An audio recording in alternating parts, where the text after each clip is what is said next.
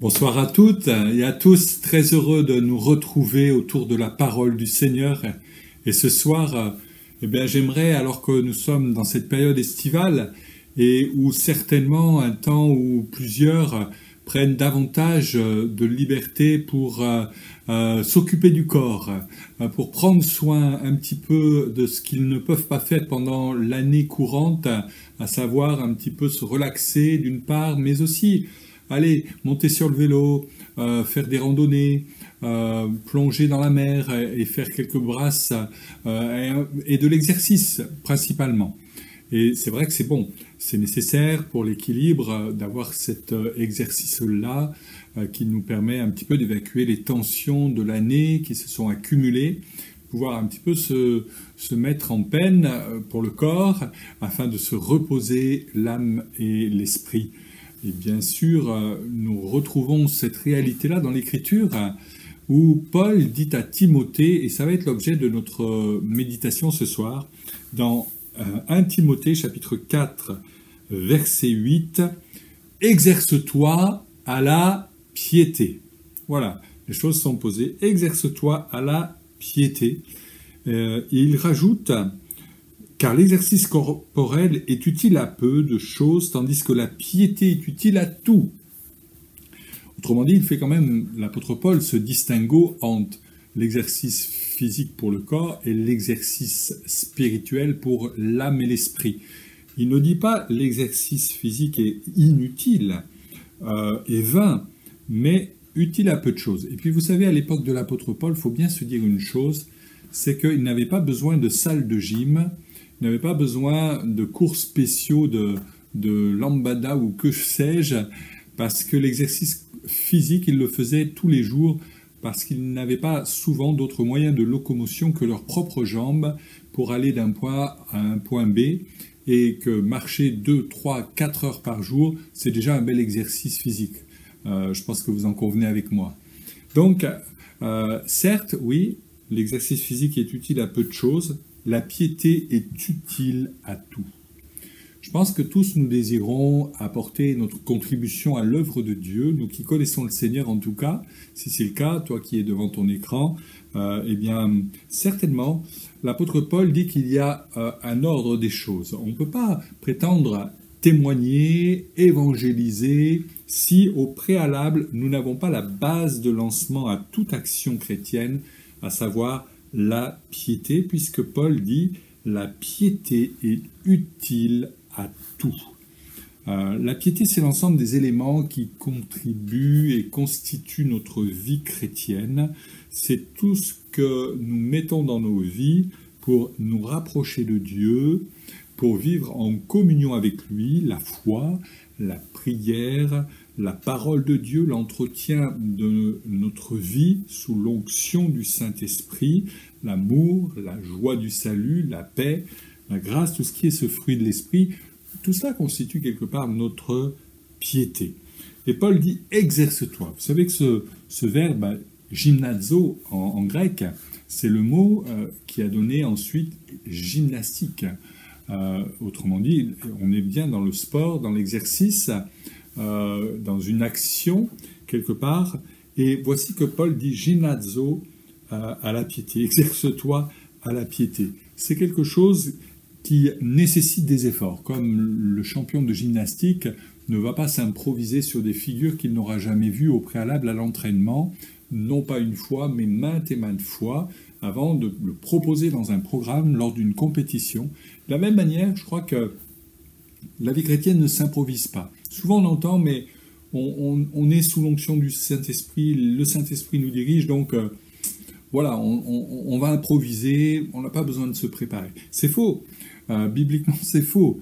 C'est pas parce que effectivement tu es sous l'onction du Saint-Esprit que tu dois pas au préalable toi te préparer dans ta vie chrétienne et t'exercer à la piété puisque c'est écrit.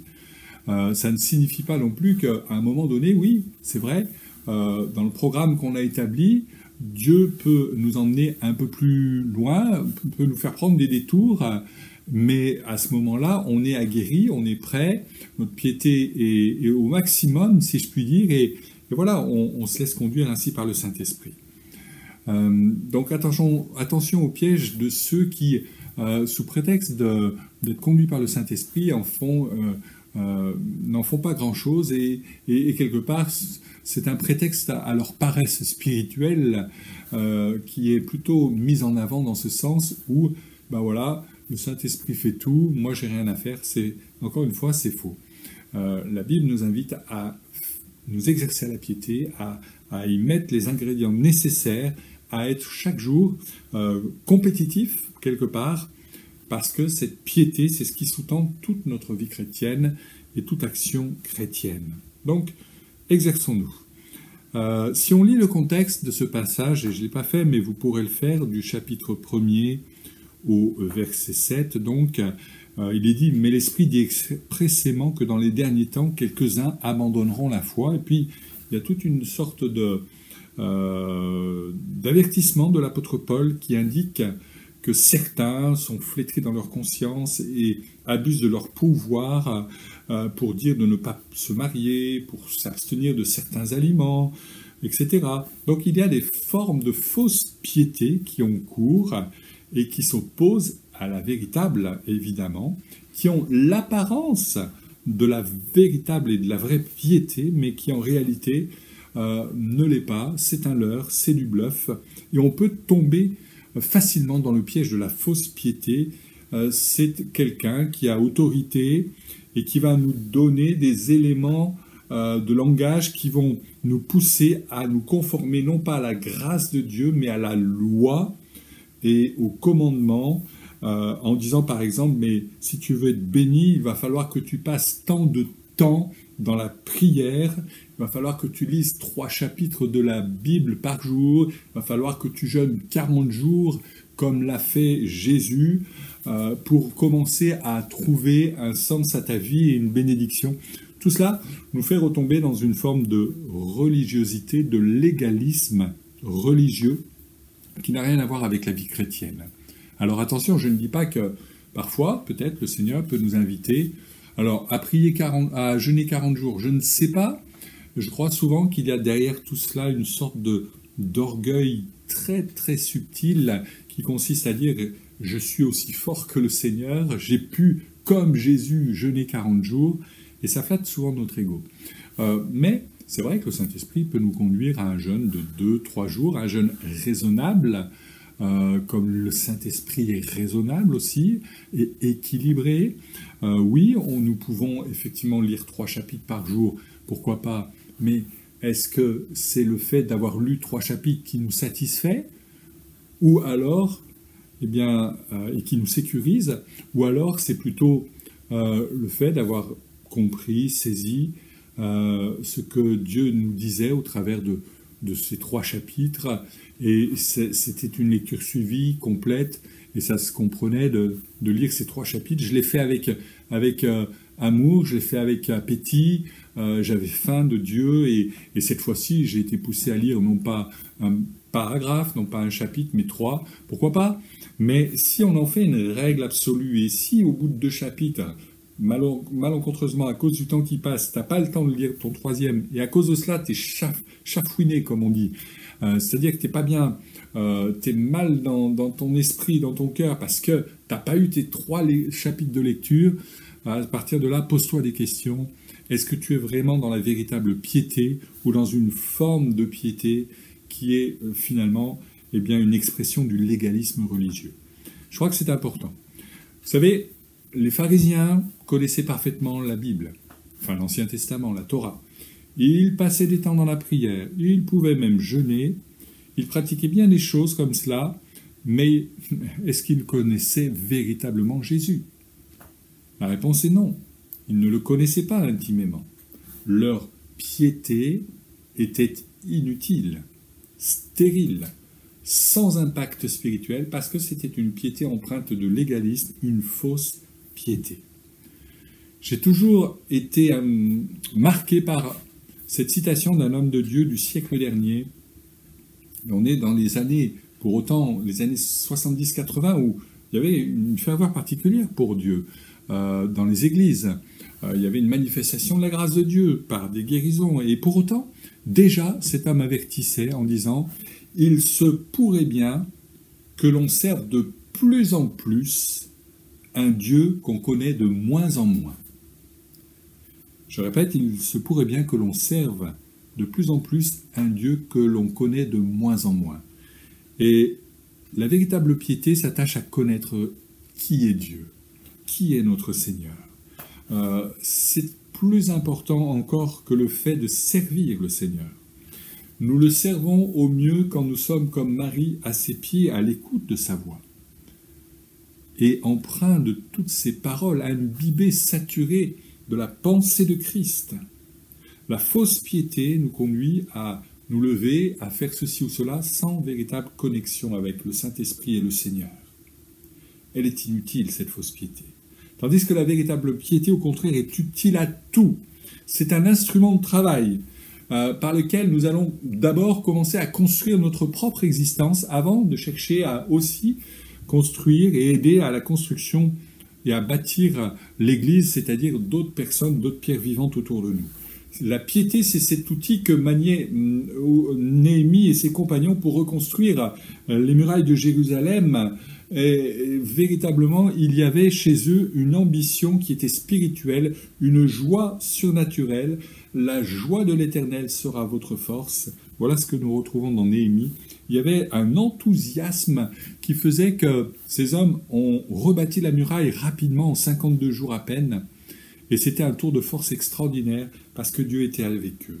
La piété nous fait vivre les moments de communion, les moments de retrouvailles dans le cadre des cultes, non pas comme quelque chose de rébarbatif, qui revient chaque semaine, auquel il faut assister, mais comme des rendez-vous avec le Dieu vivant et véritable, des rendez-vous surnaturels, des rendez-vous de foi, des rendez-vous marqués par le sceau du Saint-Esprit. Et c'est comme ça qu'on doit ambitionner de nous rendre à ces rendez-vous-là, d'être présents dans des rassemblements. Et si c'est dans cette période d'été, un moment où peut-être tu te poses la question, mais qu'en est-il de ma piété dans les rassemblements de mon église locale? Prends le temps pendant cet été de réfléchir à ces choses. Et retourne à la source de la piété. La source de la piété, on la trouve dans Tite, chapitre 2, verset 11, où il est dit « Car la grâce de Dieu, source de salut pour tous les hommes, a été manifestée.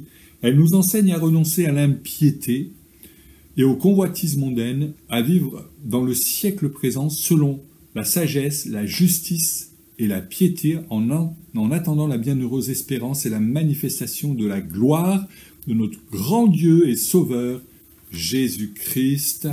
Amen. » C'est important. Une autre traduction dit « Voici, elle nous enseigne cette grâce à vivre d'une manière sensée, juste et pieuse », qui a un rapport avec donc la piété, pieuse, dans le sens de la piété, de la communion, du contact permanent avec le Seigneur. Autrement dit, on n'est pas dans le légalisme des fausses piétés, mais on est dans la véritable grâce de Dieu qui s'est manifestée en Jésus-Christ alors que nous étions pas aimables, alors que nous étions imbuvables, alors que nous étions peut-être loin de Dieu, dans nos pensées. Voici que Dieu s'est révélé à nous. C'est une grâce, c'est un cadeau, une faveur imméritée que Dieu nous a pourtant faite à chacun. Cette piété-là, donc, s'oppose à la vie religieuse, aux traditions figées, car la vie de Dieu, c'est toujours le mouvement. Là où il y a la vie de Dieu, il y a le mouvement. Lorsqu'on regarde la création, la nature, on s'aperçoit qu'elle est jamais figée. Elle est toujours en mouvement. Même un paysage en plein hiver sera jamais totalement froid, figé, mort, entre guillemets. Mais il y aura la vie quelque part. Peut-être sous la neige, il y a un foisonnement de vie qui se prépare en tout cas, avec les arbres et la sève qui commencent à se préparer à remonter dans le fût, dans le tronc, vers les branches. Et je crois que c'est important.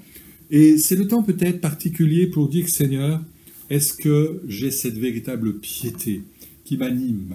Est-ce que j'ai pas ce manteau de religiosité dont je dois me débarrasser à l'image d'un Bartimée qui va se débarrasser du vieux vêtement de sa vie, de sa condition d'autrefois pour aller en direction de Jésus? Est-ce que j'ai besoin d'être renouvelé dans le Saint-Esprit à l'occasion de cette période estivale? Je veux prendre le temps nécessaire pour me retrouver devant Dieu, pour dire, Seigneur, j'ai besoin de ta grâce, j'ai besoin de toi. Je ne peux pas vivre ma vie chrétienne comme cela et la voir se dérouler sans que j'ai pris une initiative pour qu'il y ait plus de toi dans ma vie, pour qu'il y ait plus de ton esprit en moi. Je veux pouvoir exercer les dons spirituels dans mon assemblée locale. Je ne veux pas rester muet, je ne veux pas rester là à regarder les choses, à écouter les chants, le prédicateur, tout ce qui s'y passe. Mais je veux être participant, je veux être contributif, je veux apporter ma part, je veux être là dans le dynamisme. La piété, elle est utile à toute chose. Je veux réaliser le caractère utilitaire de ma piété, de ce contact avec le Seigneur. Il va jaillir une vie parce que le Seigneur est le chemin, la vérité et la vie. Et c'est pourquoi je ne peux pas rester stérile, je ne peux pas rester comme cela. L'apôtre Paul dira dans sa lettre aux Philippiens, alors qu'il est au fond d'une cellule sombre à Rome, voilà ce qu'il écrit, mais mon but, c'est de le connaître. Lui, la résurrection, et de le connaître au travers même des souffrances qu'il a pu vivre. Mais voilà, le but ultime de la vie de l'apôtre Paul, c'était de connaître Jésus-Christ. C'est d'être véritablement en connexion complète. Et connaître signifie littéralement, quand on découpe le mot, ça veut dire naître avec. C'est-à-dire, je veux avoir ce contact, je veux réaliser que je suis bien vivant au contact du Seigneur et qu'à partir de là, je vais pouvoir manifester cette vie. Et je ne veux pas venir au culte comme cela en étant figé dans un immobilisme, mais je veux que cette vie s'exprime, rayonne et atteigne mes voisins autour de moi dans le cadre des cultes où je vais laisser déborder cette vie dans l'expression de la louange, de l'adoration et ça va amener une sainte et saine contamination dans l'Église.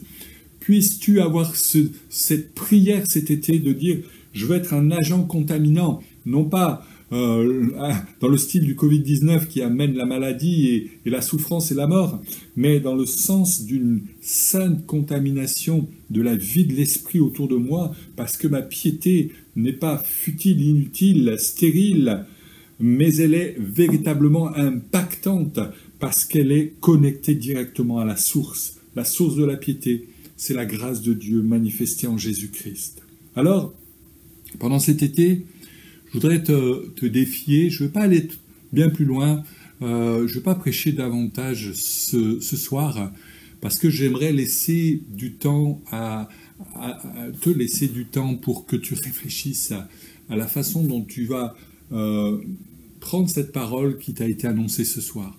Ne la laisse pas retomber à terre, à tes pieds comme cela, mais prends-la, saisis-la, et là, dans quelques instants, alors que nous allons prier ensemble, dis-toi bien que le Saint-Esprit est là à l'œuvre. Où que tu sois dans un camping sous ta tente, que tu sois chez toi, que tu sois sur un lieu de villégiature où tu as pu te connecter à Source de Vie Limoges.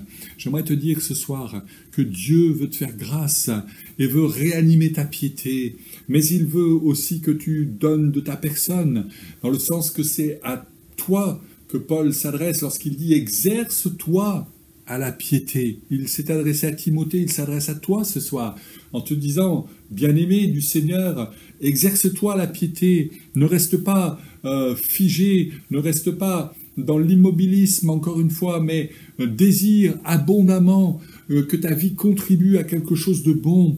Tu veux servir le Seigneur de plus en plus, il te faudra connaître davantage le Seigneur. » Et contredire cette prophétie de ce pasteur qui, eh bien, je le répète, avait dit « mais je crains il se pourrait bien qu'on serve de plus en plus un Dieu qu'on connaît de moins en moins. Appliquons-nous dans la piété à connaître davantage Christ. Qui est-il? Ce qu'il veut faire avec ma vie? Quel est son enseignement?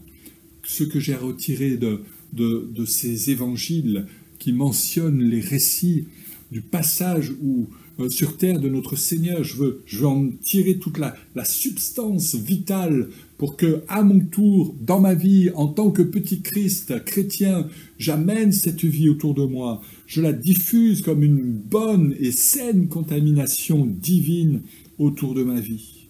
Alors la piété est utile à tout. La piété est utile à tout. Elle ne se tait pas dans le cadre d'un culte, elle ne prend pas pour prétexte la timidité naturelle pour se réfugier derrière en disant « jamais j'oserais », mais elle nous donne de nous exprimer dans la louange, dans les prières, dans l'expression des dons spirituels. Vous savez, j'étais parmi de ceux qui disaient au premier temps de ma vie chrétienne « jamais j'oserais parler, jamais j'oserais ouvrir une seule fois la bouche dans une église ». Tellement la timidité était ma carapace, ma couverture. Et Dieu a fait exploser cela. Dieu, dans son amour, a permis que je surpasse cette tendance naturelle à m'effacer pour, non pas prendre les devants pour dire « voici, je suis le plus beau », mais bien sûr pour honorer Dieu, pour glorifier le Seigneur par mes louanges, pour saisir que c'était important pour Dieu aussi d'entendre la louange de ses enfants, parce qu'il siège littéralement au milieu des louanges de ses enfants. Amen. Alors, eh bien, pendant cet été, recommande ta vie au Seigneur. Demande-lui de te renouveler dans cette piété. Et